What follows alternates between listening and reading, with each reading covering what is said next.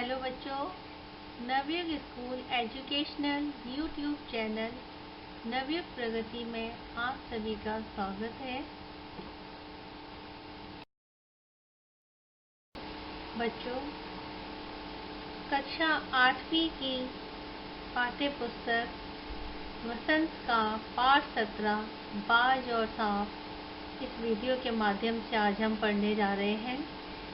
इस पाठ के लेखक हैं निर्मल वर्मा।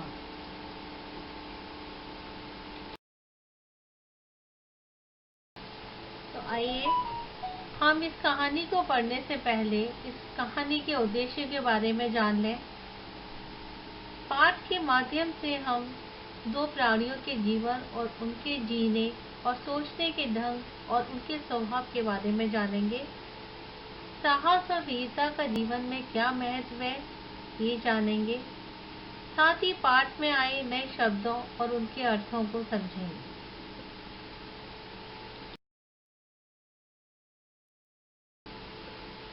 इस कहानी में लेखक निर्मल वर्मा ने बहुत ही कुशलतापूर्वक दो पात्रों का चयन किया है। इस कहानी के मुख्य नायक दो हैं। इन्हीं दो मुख्य नायकों पर पूरी कहानी केंद्रित है। तो आइए हम पहले इन पात्रों के बारे में, इस कहानी के मुख्य नायकों के बारे में जानेंगे।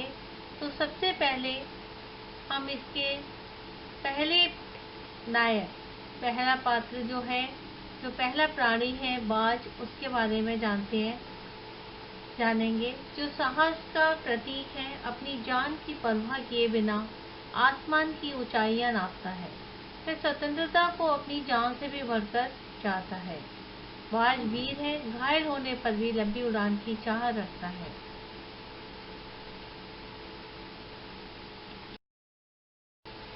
इस कहानी का दूसरा प्राणी है सांप। सांप मुख्य रूप से कायरता का प्रतीक माना जाता है, क्योंकि इतनी बड़ी धरती माँ, उसकी गुफा के आसपास सुंदर वातावरण होने पर भी उसके मन में किसी प्रकार की कोई चाह नहीं है। जीवन का कोई लक्ष्य नहीं। अपने द्वारा बनाए गए सीमित दायरे में, जो अपनी बनाई सीमाओं में बंद है, उसने स्वयं ही अपने स्वतंत्रता का दायरा कायम किया है।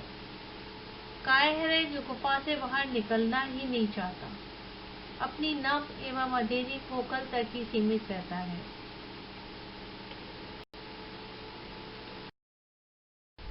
बच्चों, आपने अभी इस कहानी के मुख्य पात्रों के बारे में जाना।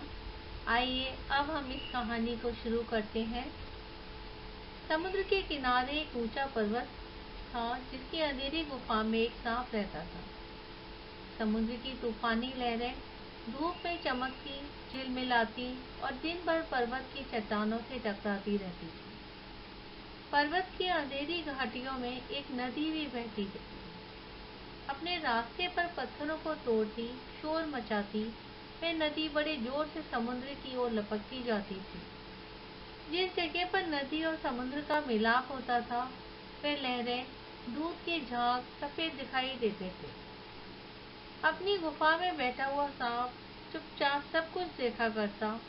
लहरों का गर्जन, आकाश, पहाड़ियां, टेढ़ी मेढ़ी पल खाती नदी। मन ही मन खुश होता कि इस गर्जन तर्जन के होते हुए भी वह बहुत सुखी और सुरक्षित है। कोई उसे दुख नहीं दे सकता। सबसे अलग, सबसे दूर, वह अपने गुफा का स्वामी है। न किसी से लेना, न किसी से देना। दुनिया की भागदौड़, छीना झपटी से दूर है। सांप के लिए सबसे बड़ा सुख था। एक दिन अचानक से आकाश में उड़ता हुआ, खून से लथपथ एक पक्षी सांप की उस गुफा में आ गिरा। उसकी छाती पर कितने ही जख्मों के निशान थे। पंख खून से सने थे और वह जोर जोर से हाँफ रहा था। जमीन पर गिरते ही उस बाज ने एक दर्द भरी चीख मारी और पंखों को फड़फड़ाता हुआ धरती पर लौटने लगा। सांप अपने कोने में सिकुड़ गया, क्योंकि वह बहुत डर गया था। किंतु दूसरे ही क्षण उसने भांप लिया कि पक्षी जीवन की अंतिम सांसें गिन रहा है और उससे अब डरना बेकार है। यह सोचकर उसकी थोड़ी हिम्मत बंधी और वह रेंगता हुआ घायल पक्षी के पास जा पहुंचा।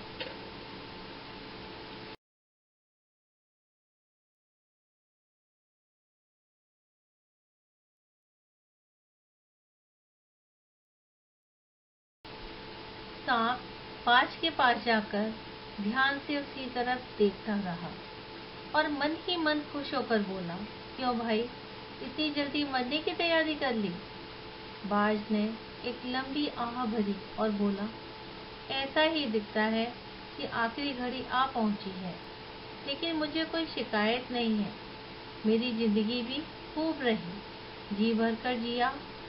उसे जब तक शरीर में ताकत रही, कोई सुख ऐसा नहीं बचा जिसे ना जिया हो।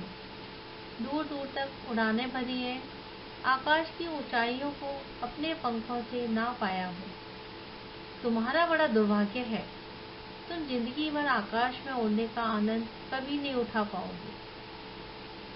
आकाश आकाश को लेकर क्या मैं चाटूंगा? आकाश में रखा ही क्या है? ना भाई, तुम्हारा आकाश तुम्हें ही मुबारक हो। मेरे लिए तो गुफा से ज्यादा सुरक्षित और आरामदेह जगह और कहाँ हो सकती है? और सांप मन ही मन बाज की मूर्खता पर हंस रहा था और सोचने लगा कि आखिर उन दोनों के बीच में कौन सा भारी अंतर है। अंत में तो सबके भाग्य में मरना ही लिखा है। शरीर मिट्टी का है, मिट्टी में ही मिल जाएगा।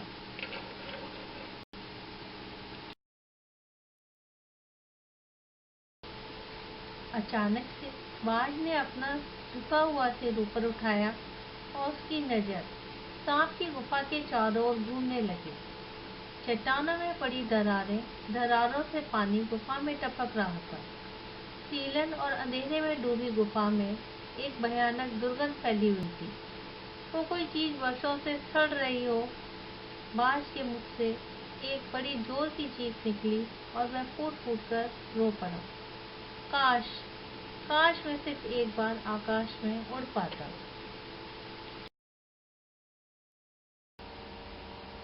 बाज की बात सुनकर सांप कुछ छटपटा सा गया। एक क्षण के लिए उसके मन में उस आकाश के प्रति इच्छा पैदा हुई, जिस आकाश के वियोग में आज बाज इतना व्याकुल होकर छटपटा रहा था। उसने बाज से कहा, यदि तुम्हें स्वतंत्रता इतनी ही प्यारी है, तो इस चट्टान के किनारे से ऊपर क्यों नहीं उड़ जाने की कोशिश करते? हो सकता है कि तुम्हारे पैरों में अभी इतनी ताकत बाकी हो कि तुम आकाश में उड़ सको। कोशिश करने में हर्ज ही क्या है?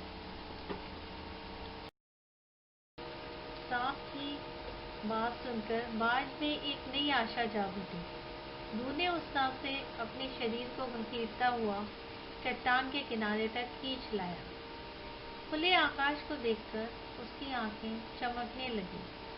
उसने गहरी लंबी सांस ली और अपने पंख फैलाकर हवा में कूद पड़ा।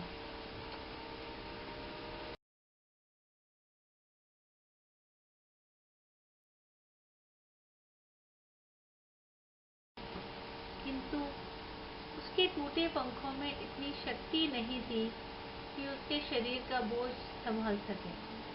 पत्थर सा उसका शरीर लुढ़कता हुआ नदी में जा गिरा। एक लहर ने उठकर उसके पंखों पर जमे खून को धो दिया। उसके थके मादे शरीर को सफेद फैन से ढक दिया। फिर अपनी गोद में समेटकर उसे अपने साथ सागर की ओर ले चली। लहरें चट्टानों पर सर धुनने लगी, मानो बाज की मृत्यु पर आंसू बहा रही हों। धीरे धीरे समुद्र के असीम विस्तार में बाज आंखों से ओझल हो गया।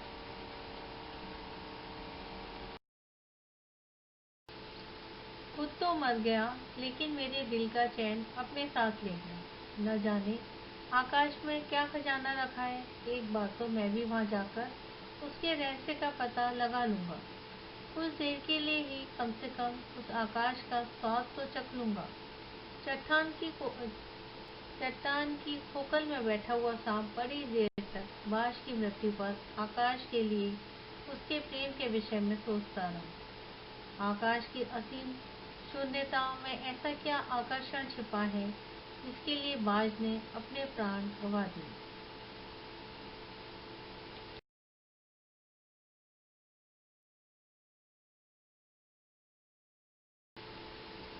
यह कहकर सांप ने अपने शरीर को सिकोड़ा और आगे रेंग कर अपने को आकाश की शून्यता में छोड़ दिया।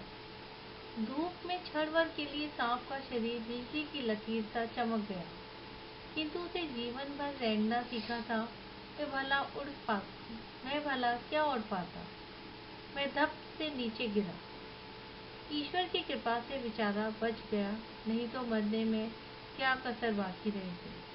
सांप हंसते हुए कहने लगा, तो उड़ने का यही आनंद है पाया। ये पक्षी भी कितने मूर्ख हैं। धरती के सुख से अनजान होकर आकाश की ऊंचाइयों को नापना चाहते थे, किंतु आज मैंने जान लिया कि आकाश में कुछ नहीं रखा, केवल ढेर सारी रोशनी के सिवा कुछ भी नहीं है।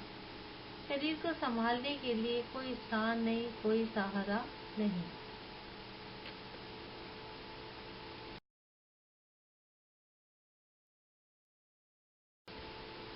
पक्षी क्यों इतनी धीरे हाँकते हैं?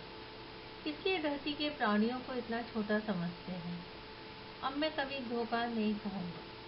मैंने आकाश से देख लिया और खूब देख लिया। बाज बड़ी बड़ी बातें बनाता था, आकाश के गुण गाते थकता नहीं था। उसी की बातों में आकर मैं आकाश से मैं कूदा था। ईश्वर भला करे, मरते मरते बच गया। अब तो मेरी यह बात और भी पक्की हो गई है कि अपनी खोपल से बड़ा सुख और कहीं नहीं है। धरती पर रेंग लेता हूँ, मेरे लिए बहुत कुछ है। मुझे आकाश की स्वच्छंदता से क्या लेना देना। ना दीवारें हैं, ना रेंगने के लिए जमीन है। मेरा तो सिर चकराने लगा, दिल कांप कांप जाता है। अपने प्राणों को खतरे में डालना कहाँ की चतुराई है। सांप सोचने लगा कि बाज अभागा था, जिसने आकाश की आज़ादी को प्राप्त करने में अपने प्राणों की बाजी लगा दी। किंतु कुछ देर बाद सांप के आश्चर्य का ठिकाना नहीं रहा। उसने सुना, चट्टानों के नीचे से एक मधुर रहस्यमय गीत की आवाज आ रही है। पहले तो उसे अपने कानों पर विश्वास नहीं हुआ, किंतु कुछ देर बाद गीत के स्वर अधिक साफ सुनाई देने लगे। वह चट्टान से नीचे की ओर झांकने लगा।